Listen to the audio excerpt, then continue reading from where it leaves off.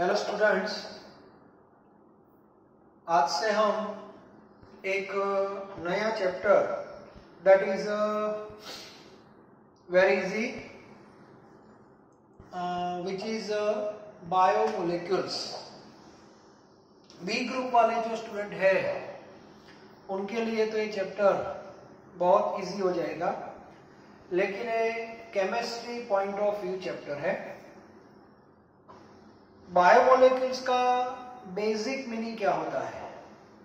पूरा केमिस्ट्री जो आप पढ़ते हो शुरू से, उसमें जो भी मॉलिक्यूल्स आप स्टडी करते हो like NaCl, sulphuric acid etcetera, all related with non living thing, all related with non living thing. Biomolecules का मीनिंग होता है molecules related with living things. It means molecule obtained or present in plant as well as from animals. Okay? और ऐसे molecules जो है वो daily life में भी हम उसके कांटेक्ट में है, like glucose, sucrose, lactose, maltose, starch, cellulose, ये सब जो वर्ड है वो आपने पढ़े हैं। and all are known as carbohydrates.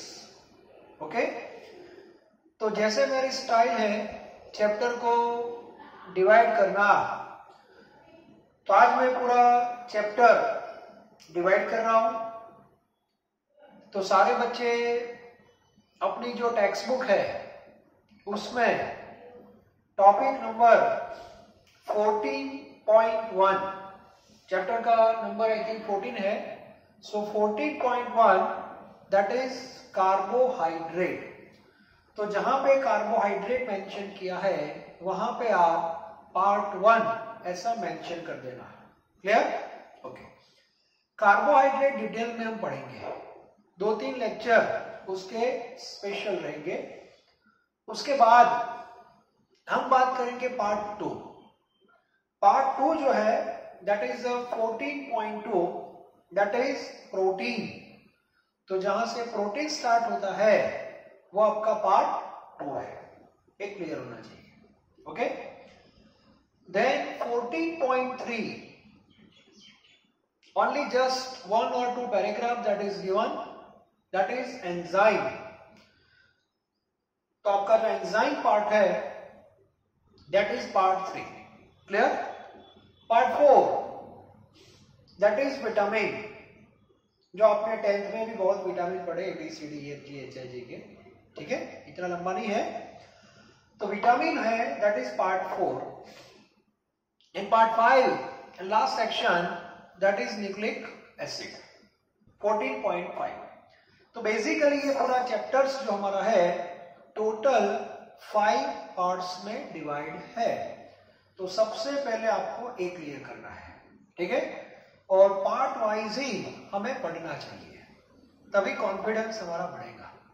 Okay, तो आज मैं थोड़ा ज्यादा नहीं, कार्बोहाइड्रेट्स जो है उसके बारे में हम थोड़ा इंट्रोडक्शन लेंगे, उसके बाद उसका क्लासिफिकेशन भी देख लेंगे, और एक कार्बोहाइड्रेट जो है दैट इज ग्लूकोज, उसकी हम प्रिपरेशन भी देख लेंगे। ठीक है, तो आज से हम स्टार्ट करते हैं part 1।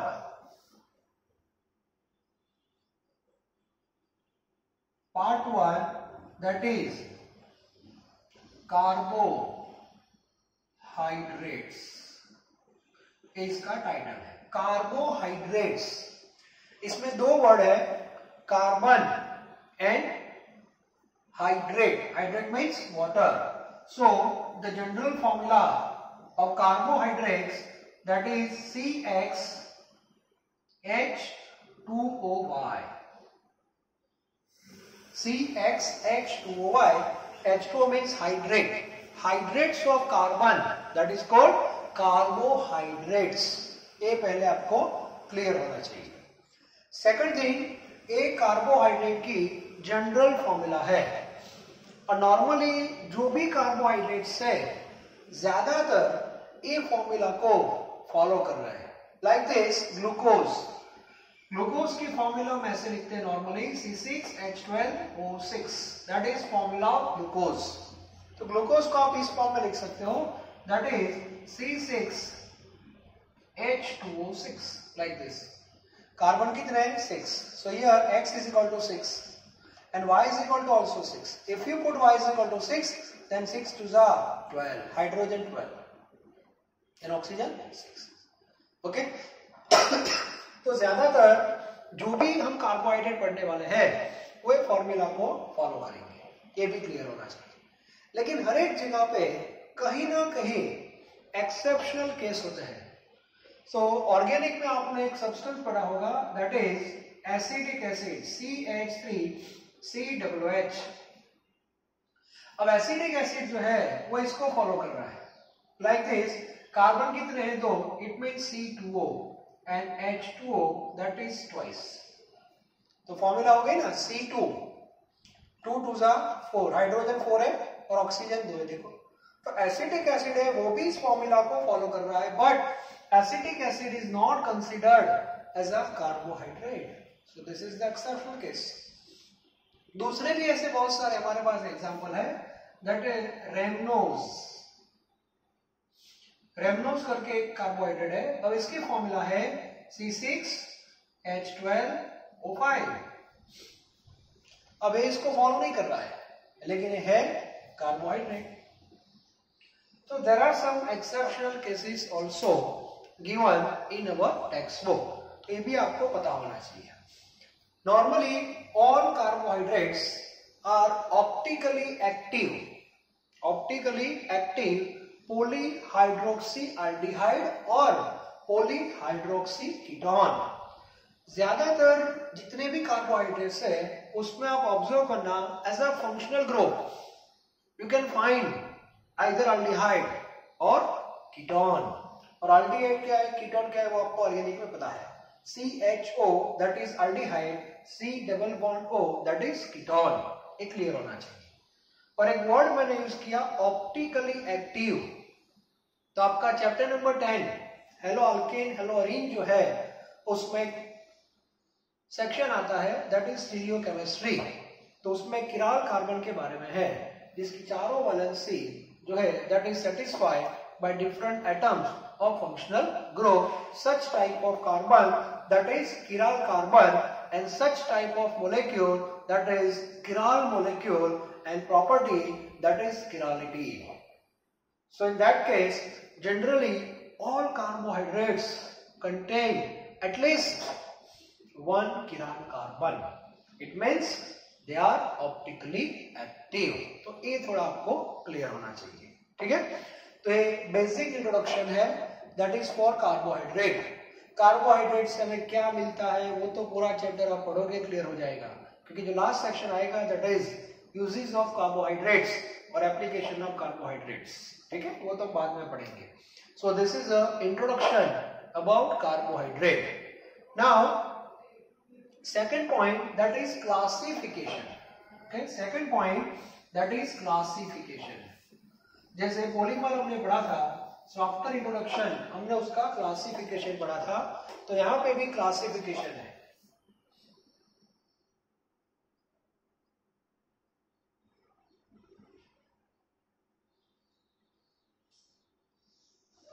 Classification of carbohydrate, and we know classification that is on particular basis, ये भी क्लियर होना चाहिए।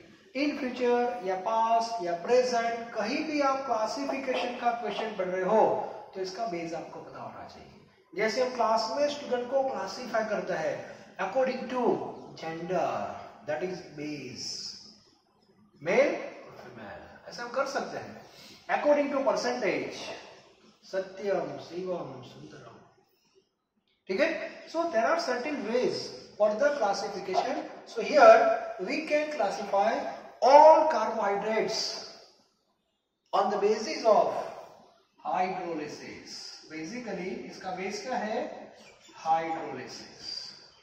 Hydrolysis, that is one of the chemical process in which larger molecule converts into smaller one in presence of acid. It should be clear. That is hydrolysis. Hydrolysis is chemical process which occur in presence of acid. But acid must be dilute. Either HCl or you can use sulfuric acid. तो यहाँ पे जो classification होगा वो इस base पे होगा, hydrolysis के बेस पे होगा. अब देखते हैं कैसे हो रहा है. Okay, the first thing is monosaccharide.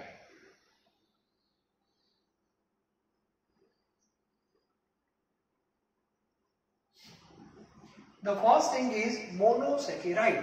अब मोनोसैकेराइड जो है इसका मीनिंग क्या हुआ? अभी हमने पॉलीमर जस्ट कंप्लीट किया है. So monosaccharide terms related with monomer. And we know in case of polymer, monomer that is the building block. मतलब जो छोटे से छोटा मोलेक्यूल है that is monomer और उससे छोटा मोलेक्यूल नहीं है. तो यहाँ पे क्या है? मोनोसैकेराइड का मीनिंग हुआ such type of carbohydrate does not undergoes hydrolysis. मतलब इसका हाइड्रोलिसिस नहीं होगा क्योंकि वो सबसे छोटा मोलेक्यूल है. मतलब इसका फर्दर हाइड्रोलिसिस नहीं होगा. और ऐसे बहुत सारे मोनोसैकेराइड्स हमारे नॉलेज में है. जैसे आप रूटीन में बोल रहे हो कौन सा? Glucose, that is monosaccharide. इसके बाद आता है ग्लूकोज के बाद फ्रुक्टोज, नाम सुना होगा आपने. Fructose that is also monosaccharide. Then galactose, ऐसे वर्ड यूज होते हैं, गैलेक्टोज, ग्लूकोज, फ्रुक्टोज. ठीक है, तो ये सब मोनोसैकेराइड है, मतलब smaller one. Further hydrolysis does not take place. Okay, that is monosaccharide. Second one that is oligosaccharide.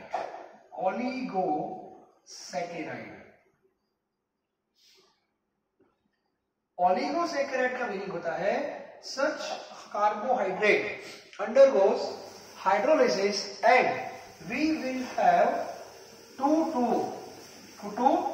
10 monosaccharide. Yes. मतलब ये मोलेक्यूल्स का जब हाइड्रोलिसिस होगा तो उसमें से आउटपुट क्या आएगा? That is monosaccharide. Sometimes we have 2 monosaccharide, sometimes 3, sometimes 4, sometimes 5, maximum 10. Okay, it means if oligosaccharide gives 2 monosaccharide, listen, if oligosaccharide gives 2 monosaccharide after hydrolysis, then such oligosaccharide is known as disaccharide. If 3, then trisaccharide. Yes. If 4, then tetrasaccharide. मतलब oligosaccharide word तब तक आपको मिलेगा जब तक वो oligosaccharide 2, 3, 4 up to 10 monosaccharides नहीं देता, तब तक उसको ओलिगोसैकेराइड ही बोलते हैं. ओके, फॉर एग्जांपल सुक्रोज, आपने नाम सुना होगा सुक्रोज. सुक्रोज की फॉर्मूला है C12H22O11, that is sucrose. Okay, तो जो सुक्रोज है, सुक्रोज उसका जब हाइड्रोलिसिस होता है तो उसमें से मोनोसैकेराइड के 2 यूनिट आपको मिलते हैं. कितने यूनिट? 2. कौन से? वो बाद में. तो सुक्रोज को हम क्या बोलेंगे? ओलिगो तो आप बोल ही सकते हो, that is a general name. But if you want to specify then how to say? Yes, sucrose is disaccharide, ऐसे बोलना है. Some oligosaccharides gives 3 monosaccharide, that is trisaccharide. 4 tetrasaccharide. तो ऐसे हम बोल सकते हैं. So that is the oligosaccharide. Okay, and third one simply that is polysaccharide. Yes, polysaccharide. Polysaccharide means such type of carbohydrate if undergoes hydrolysis, then we have number of monosaccharides in it. It means you can say polysaccharide that is like polymer. Okay, made up of number of monomers. So here this polysaccharide also made up of number of monosaccharides unit. and in case of hydrolysis polysaccharide again convert into smaller molecule and that is monosaccharide. तो आपने जो नाम सुने हैं that is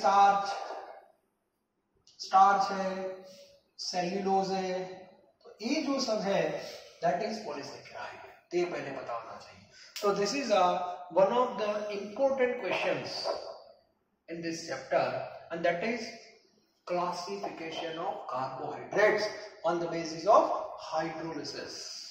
Clear? अब दो तीन basic information भी आपको पता होना चाहिए. नॉर्मली ये जो मोनोसेकेराइड है और particular disaccharide that is sweet in taste और जो टेस्ट में स्वीट होते हैं that is called sugar. Okay, तो नॉर्मली ग्लूकोज भी शुगर है, ए भी शुगर है, ए भी शुगर है, ए भी शुगर है, लेकिन नॉर्मली हमारे घर में सुक्रोज को शुगर बोलते हैं but actually glucose, lactose all are sugar. ये क्लियर होना चाहिए. Sugar present in milk that is lactose. Yes, ये वर्ड आएगा. क्लियर? और जो टेस्ट में स्वीट नहीं है that is non sugar. It is non sugar. Normally ये जो स्टार्च और सेल्यूलोज है वो टेस्ट में स्वीट नहीं है, so they are considered as non sugar, otherwise all are sugar. तो ये क्लियर होना चाहिए. ओके, ये पूरा जो हमारा क्वेश्चन था that is based on classification.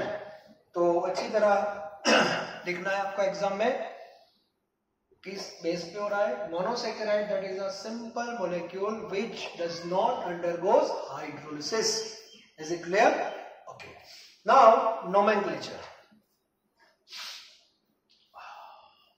Now nomenclature.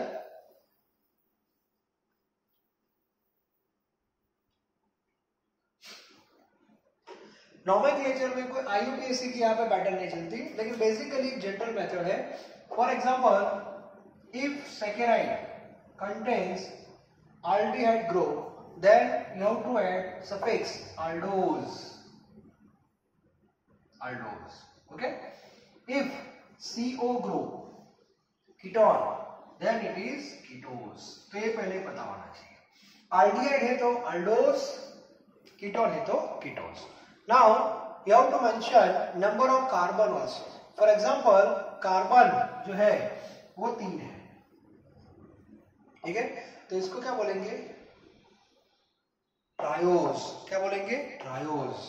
Aldo triose ऐसा बोलते हैं. आल्डिहाइड ग्रुप है आल्डो ट्रायोज. 4 है तो टेट्रोज, पेंटोज ऐसे. कीटोन ग्रुप है और 3 कार्बन है तो कीटो ट्रायोज ऐसे. तो ऐसा एक नोमेनक्लेचर की सिस्टम है. जैसे ग्लूकोज ऐसा बोलते हैं, ग्लूकोज को आल्डोहेक्सोज बोलते हैं. इसका रीजन, ग्लूकोज में कार्बन कितने हैं? 6 है, नंबर 1. तो एक्सोज तो हो गया और उसमें फंक्शनल ग्रुप आल्डिहाइड है, तो ग्लूकोज को बोलते हैं आल्डोहेक्सोज. और जो फ्रुक्टोज है उसमें भी 6 कार्बन है, लेकिन उसमें कीटोन ग्रुप है तो इसको बोलते हैं कीटोहेक्सोज. तो ये पता होना चाहिए. ओके, अब ये जो आगे बढ़ रहे हैं, तो नॉर्मली मैंने पॉलीमर में आपको बताया था कि एक मेथड होनी चाहिए. पॉलीमर के लिए मोनोमर इंपॉर्टेंट है. तो अब जो हमें कार्बोहाइड्रेट पढ़ना है वो स्टार्ट कहां से करेंगे?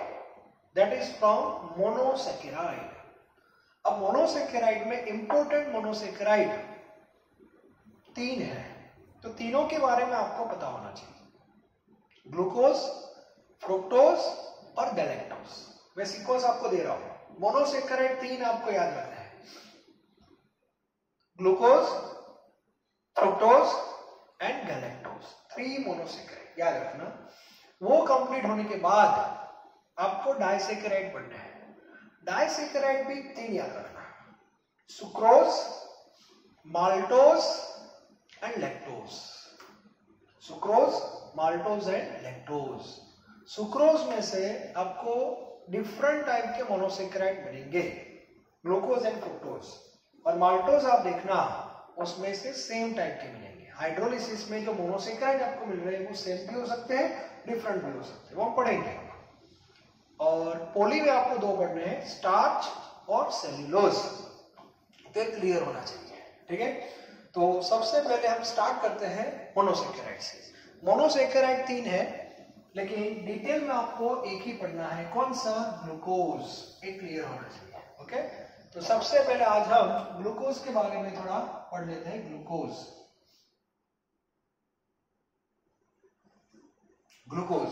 अब ग्लूकोज की फॉर्मूला तो आपको पता ही है, C6H12O6। इसको फॉलो भी कर रहा है फॉर्मूला को, C6H26। ये भी क्लियर होना चाहिए। ये जो है ये मोनोसेकेराइड है, ये भी क्लियर होना चाहिए। इसका हाइड्रोलिसिस नहीं हो रहा है, वो भी आप क्लियर कर दो। हाइड्रोलिसिस नहीं होगा क्योंकि स्मॉलर मॉलिक्यूल है। ठीक है, नॉर्मली ग्लूकोज में अल्डिहाइड ग्रुप है और 6 कार्बन है, तो ग्लूकोज के बारे में आप लिख सकते हो अल्डो हेक्सोज, ये भी आप ऐड कर सकते हो। ग्लूकोज जो है वो टेस्ट में स्वीट है, तो आप उसके लिए शुगर वर्ड भी यूज कर सकते हो। ठीक है, बाद में तो ये सब उसके बारे में बेसिक इंफॉर्मेशन आ गई। क्लियर? फिर एक वर्ड इस टेक्स्ट बुक में आप देखना, रिड्यूसिंग शुगर और नॉन रिड्यूसिंग। तो हमने अभी आपने पढ़ा नहीं है अल्डिहाइड कीटोन वाला चैप्टर ऑर्गेनिक का शायद, तो उसमें 2 सॉल्यूशन आते हैं, फेलिंग और टॉलेंस। तो टॉलेंस और फेलिंग को जो रिड्यूस कर रहा है शुगर, उसको रिड्यूसिंग शुगर बोलते हैं, और जो रिड्यूसिंग नहीं कर रहा है वो नॉन रिड्यूसिंग है। ठीक है, तो हमारा जो ग्लूकोज है वो रिड्यूसिंग में आने वाला है,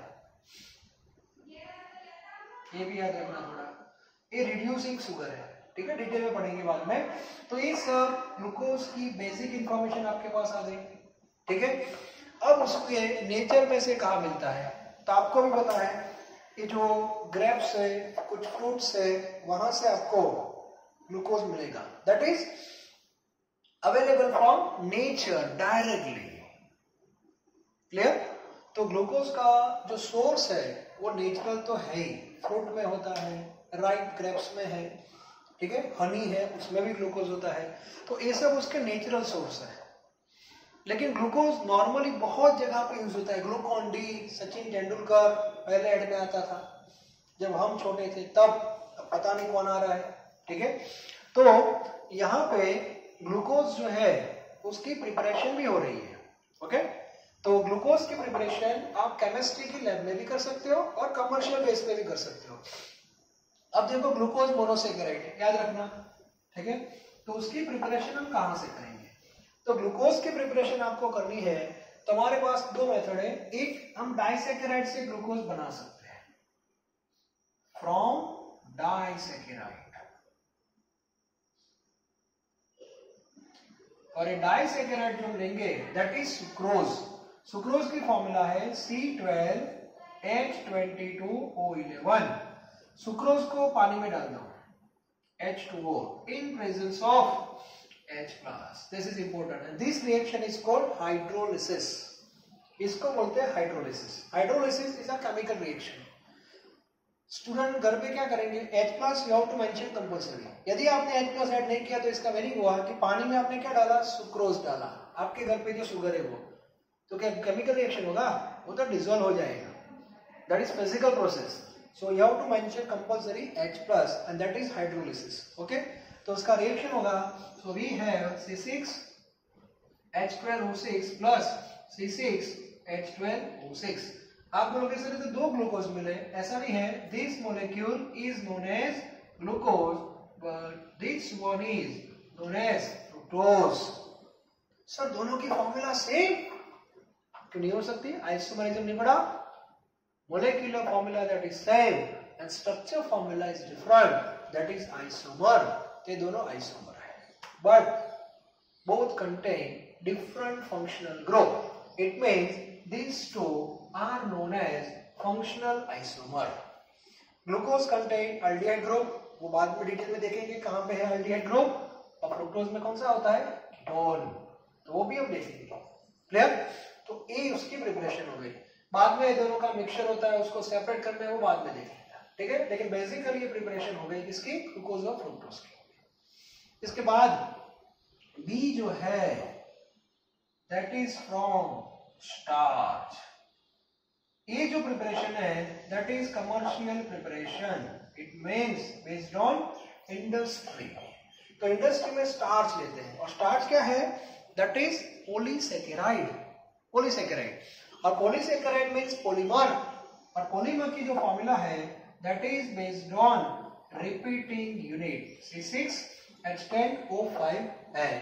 और ये जो स्टार्च है उसका हाइड्रोलिसिस होगा, ठीक है, प्लस वाटर, और कुछ अंडर हाई प्रेशर पे होता है, तो आपको N मोल मिलेंगे किसके, ग्लूकोज के, सारे मोल ग्लूकोज के होंगे। So this is a commercial preparation and this one is industrial preparation. तो इस बेस पे ग्लूकोज की प्रिपरेशन होती है कहाँ पे, इंडस्ट्री में। क्लियर? तो आज बायोमोलेक्यूल्स का फर्स्ट लेक्चर था।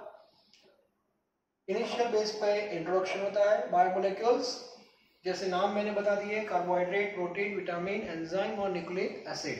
और ये सारे जो कार्बोहाइड्रेट्स है, सॉरी बायोमोलेक्यूल्स है, all related with plant as well as animals. It means this molecule related with living organisms, therefore they are known as biomolecules. पता होना चाहिए। The first biomolecule, that is carbohydrate. Carbohydrate means hydrates of carbon, because all carbohydrates follows which formula, CxH2O-Y. Some exception may be there. Acetic acid and rhamnose, ये भी पता होना चाहिए। Sugar किसको बोलते हैं, नॉन शुगर किसको बोलते हैं, वो भी क्लियर होना चाहिए। जो स्वीट है टेस्ट इसका, वो शुगर है, और नहीं वो नॉन शुगर है, वो भी क्लियर होना चाहिए। ठीक है, बाद में क्लासिफिकेशन किस बेस पे हो रहा है, हाइड्रोलिसिस के बेस पे हो रहा है। मोनोसेकेराइड मतलब simple molecule which does not undergoes hydrolysis, इसको बोलते हैं monosaccharide, like glucose, fructose, galactose, clear होना चाहिए। ओके, ऑलिगो का मीनिंग होता है सच carbohydrates undergoes hydrolysis and gives 2 to 10 monosaccharides unit. If 2 monosaccharide units, then oligosaccharide is known as disaccharide, 3 again, tri, tetra, like this. Okay? और die जो है उसमें main 3 है, sucrose, lactose and maltose. Maltose में से 2 unit मिलते हैं लेकिन दोनों सेम मिलते हैं, दो बोथ आर ग्लूकोज। सुक्रोज जो है उसमें से दोनों डिफरेंट मिलते हैं, देखो अभी मिले आपने ग्लूकोज और फ्रुक्टोज। लैक्टोज भी है, उसमें से 2 डिफरेंट मिलते हैं, ग्लूकोज और गैलेक्टोज। क्लियर? तो ये थोड़ा पता होना चाहिए आपको। और बाद में नोमेनक्लेचर में फंक्शनल ग्रुप और नंबर ऑफ कार्बन के बेस पे होता है। ठीक है, फंक्शनल ग्रुप अल्डिहाइड है तो अल्डोज, कार्बन 6 है तो अल्डो हेक्सोज कर दो। ठीक है, तो ये सब थोड़ा पता होना चाहिए। और प्रिपरेशन, अभी 2 ही प्रिपरेशन है, from disaccharide and from polysaccharide. Clear? तो टॉपिक बहुत इजी है।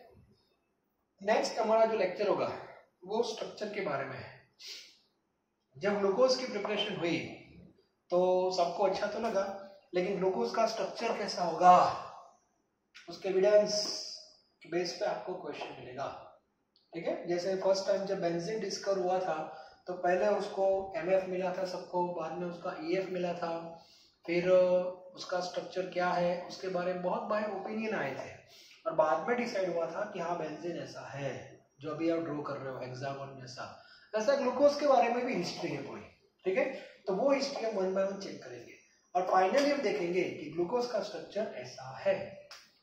बायो के जो मेरे स्टूडेंट है उनको तो पहले से ही पता है कि जो ग्लूकोज सर ऐसा है, लेकिन वो प्रूव कैसे हुआ उसकी पूरी हिस्ट्री है, उसमें कितने कार्बन है, कौन सा फंक्शनल ग्रुप है।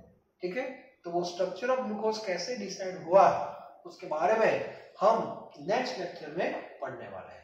ठीक है, thank you very very much.